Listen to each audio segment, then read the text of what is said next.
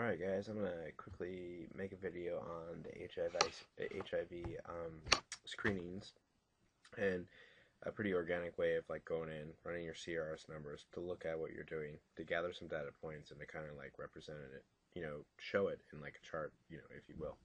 So what I like to do is go in real quick to my RPMS.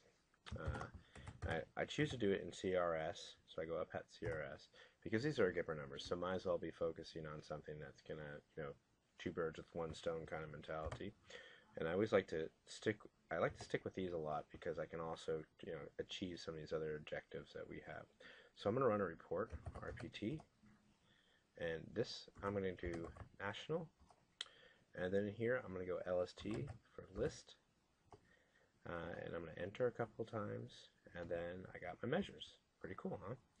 I'm going to go down to HIV screening, select 29, Q for quit, and here I'm going to go ahead and select 9, no document HIV screen ever, because that's the numbers that we want to get. So I might have this thing pop up here in a little bit. It'll be annoying, but I'm just going to enter through it. Alright, so I'm going to pick my GIPR year, July 1st to June 30th, 2013. Match it against 2011, so I get a nice little 3-year spread. This is a pre-selected community that we built already. Should have one in your system. Just question mark to see what you got. And then here I'm going to go Alaska Native. I'm going to print a screen. All right. So if you want your list to be all in a row and not, you know how RPMS can do all these crazy pages. Here you can go HOME semicolon semicolon 999. You can use HOME, it just means I'm printing to my home screen. If you actually have a printer that you use like NS for nurse station or something like that, same thing, NS semicolon semicolon 999. You can also session log these lists. You go up here, you do file session logging, and that'll bring up a little dialog box. You can save it right to your desktop, and make sure you have TXT at the end of whatever you name it. I'm not going to do that though. That will just kind of create like a little almost Word document, if you will, that you can email out to people. I'm just going to print this to the screen.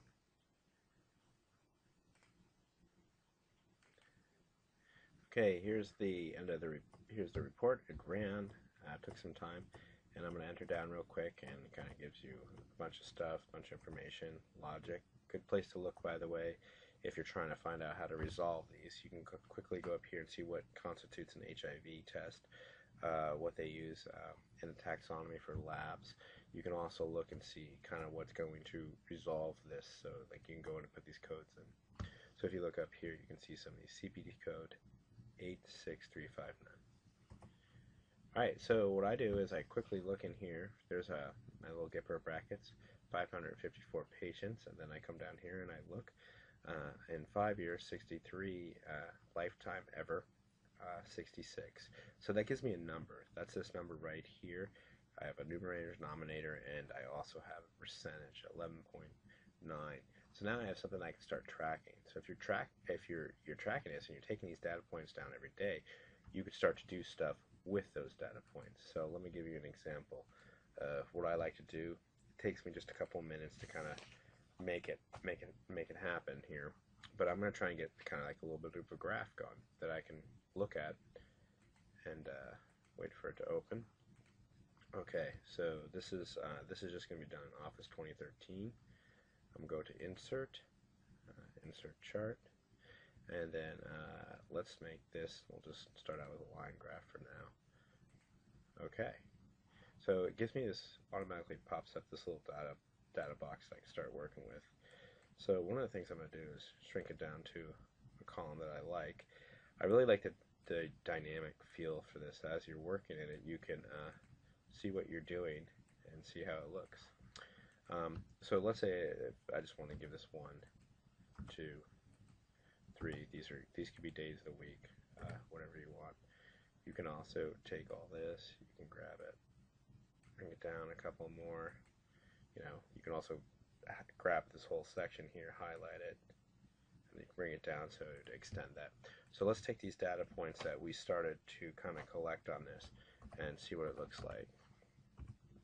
So what you see me doing here is basically punching in, getting ready to do a percentage. off of my numbers. So I'll do a 0.012, 0.02. So you kind of get a feel for how this kind of functions. It's got a little bit more space to work with here. 0.05, and you can see dynamically a little up and down what's going on. Let's do 0.09.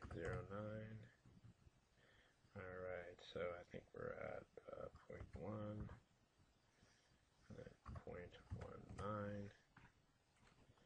Alright, there we go. So again, we can almost do the same thing. So give it a nice little name, and then you kind of take a look at how that's starting to. So here we got some dates down here, and then you can see over here in the percentage. I can quickly close this out. Right click here, format access. Let's go down over here and let's do something with this numbers. You guys probably will have like a little dialog. It's on general. I'm going to go to percentage. Nope, didn't mean to hit that. Hold on, percentage. I don't like 2 decimal points, so I'm going to go choose 0. Alright, there we go. So you can see that we started out a little bit below 2%, and we're slowly rising up. We're getting close to 20% as time goes on. Kind of hard to see. Let's give it another color. You can grab these things, highlight them, thicken them up, do whatever you want with them. Let's make it a little bit bigger, so I'm going to go to orientation, landscape, widen it up a little bit. Font, incredibly small. I don't know if I like how small that is. So, alright. Let's take a look at the font. Size 9. Beef it up a little bit. I don't know. Alright, let's look at this font. Let's go like this. So as you can see, you can basically grab all these different things, mess with them, toy around with them, have a little fun, if you will. Alright, cool.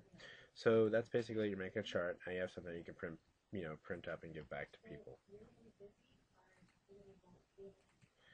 Now, the chlamydia report threw me a little bit because I wanted to get that nice patient list that I can send out to the case managers to kind of start troubleshooting what's going on. And you have to kind of get into it a different way. So here I'm going to show you how to do that. You go to report, and then here instead of picking national or local, you pick OTH other. And then you're going to go OST other national measures. You guys might have different naming mechanisms where you're at. Enter through a few times until I get to my list. I find it, it's 21, select, 21, Q to quit. Alright, I'm going to pick without, number 2, and then I'm going to do all. I'm going to do it for the GIPR year, number 3, 2013. I'm going to match it against 2011. Pick my communities, and then I'm just going to print to my screen. Awesome. Alright, so there we go. There's our numbers. I'm going to quickly enter through kind of all the information that you get. Again, there's the codes, good stuff. And then here you can see that we basically haven't had too many patients, 55, and we've done 4. So we basically, because we only have 55, we started out at like 1 or 0. We've jumped up 7 whole percent. So we can definitely do some case management on this. On the larger sites, it's not going to be a matter of like necessary case management where you can create these lists and send them out to your case managers. It'll be more along the lines of a process. You're going to want to look at your processes and what's going on. Do you have your clinical reminders going? Is it in a pick list for when they do come across these? Can your clinical reminder resolve these and start annotating, hitting these numbers? So again, you can take this very number, you have a data point, and now you can start throwing it on a run graph and seeing how you guys are doing.